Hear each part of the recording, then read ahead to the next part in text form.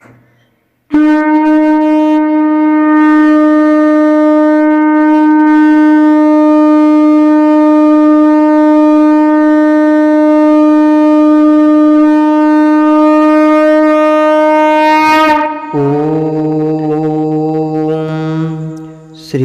परमात्मने नमः। हरये नमः। श्री गुरुचरणकमलेभ्यो नमः। श्रीमद्भगवद्गीता अथैकादशोऽध्यायः। श्लोक 49, 50, 51, 52, 53, 54 एवं 55। श्लोक 49।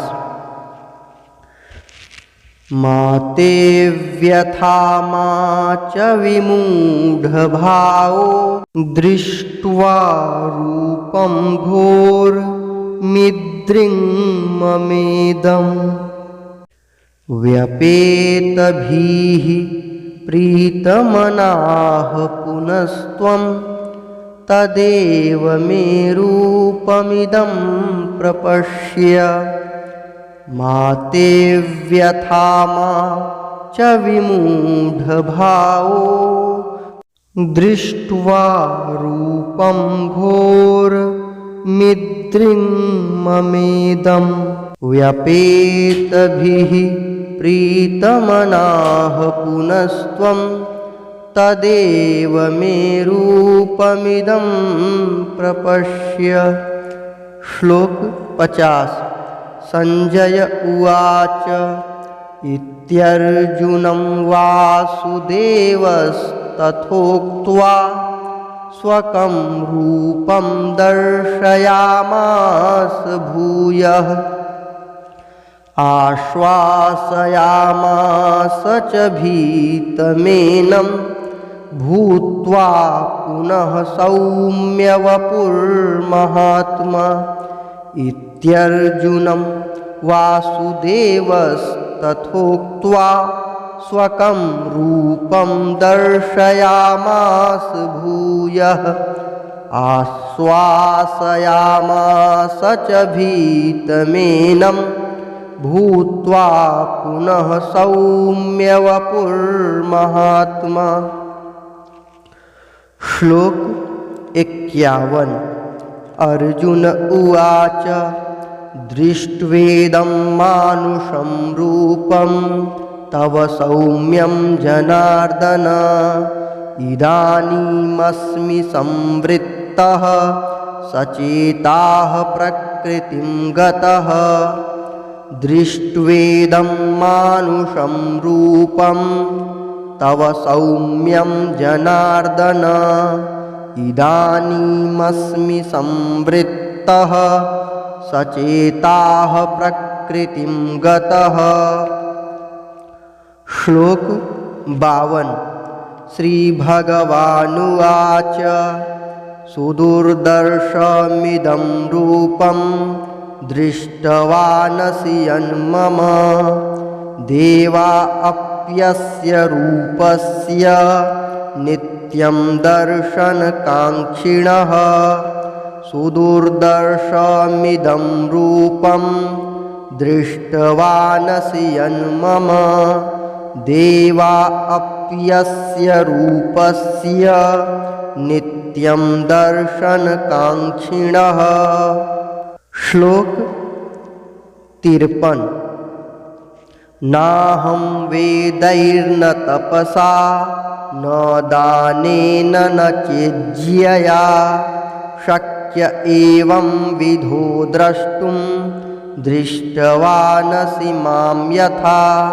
नाहं वेदैर्न तपसा न दानेन न चेज्यया शक्य एवं विधो द्रष्टुं दृष्टवानसि मां यथा।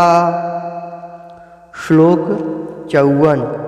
भक्त्या त्वनन्यया शक्य अहमेवं विधोऽर्जुन ज्ञातुं द्रष्टुं च तत्त्वेन प्रवेष्टुं च परन्तप भक्त्या त्वनन्यया शक्य अहमेवं विधोऽर्जुन ज्ञातुं द्रष्टुं च तत्त्वेन प्रवेष्टुं च परन्तप। श्लोक 55। मत्कर्म कृन्मत्परमो मद्भक्तः संगवर्जितः निर्वैरः सर्वभूतेषु यः स मामेति पाण्डव। मत्कर्म कृन्मत्परमो मद्भक्तः संगवर्जितः निर्वैरः सर्वभूतेषु यः स मामेति पाण्डव। श्लोक 49। अर्थ। मेरे इस प्रकार के इस विकराल रूप को देखकर तुझको व्याकुलता नहीं होनी चाहिए और मूढ़ भाव भी नहीं होना चाहिए। तू भय रहित और प्रीति युक्त मन वाला होकर उसी मेरे इस शंख चक्र गदा पद्मयुक्त चतुर्भुज रूप को फिर देख। श्लोक 50। अर्थ। संजय बोले, वासुदेव भगवान ने अर्जुन के प्रति इस प्रकार कहकर फिर वैसे ही अपने चतुर्भुज रूप को दिखलाया और फिर महात्मा श्री कृष्ण ने सौम्य मूर्ति होकर इस भयभीत अर्जुन को धीरज दिया। श्लोक 51-52। अर्थ। अर्जुन बोले, हे जनार्दन, आपके इस अति शांत मनुष्य रूप को देखकर अब मैं स्थिर चित्त हो गया हूँ और अपनी स्वाभाविक स्थिति को प्राप्त हो गया हूँ। श्री भगवान बोले, मेरा जो चतुर्भुज रूप तुमने देखा है यह सुदूरदर्श है, अर्थात इसके दर्शन बड़े ही दुर्लभ हैं। देवता भी सदा इस रूप के दर्शन की आकांक्षा करते रहते हैं। श्लोक 53-54। अर्थ। जिस प्रकार तुमने मुझको देखा है इस प्रकार चतुर्भुज रूप वाला मैं न वेदों से, न तप से, न दान से और न यज्ञ से ही देखा जा सकता हूँ। परंतु हे परंतप अर्जुन, अनन्य भक्ति के द्वारा इस प्रकार चतुर्भुज रूप वाला मैं प्रत्यक्ष देखने के लिए, तत्व से जानने के लिए तथा प्रवेश करने के लिए अर्थात एक ही भाव से प्राप्त होने के लिए भी शक्य हूँ। श्लोक 55।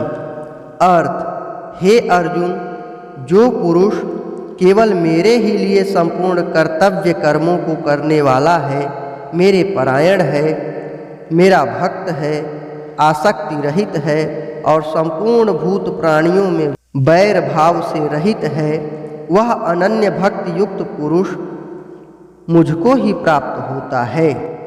ओम तत्सदिति श्रीमद्भगवद्गीता सूपनिषत्सु ब्रह्म विद्यायां योगशास्त्रे श्रीकृष्णार्जुन संवादे विश्वरूप दर्शन योगो नामैकादशोऽध्यायः।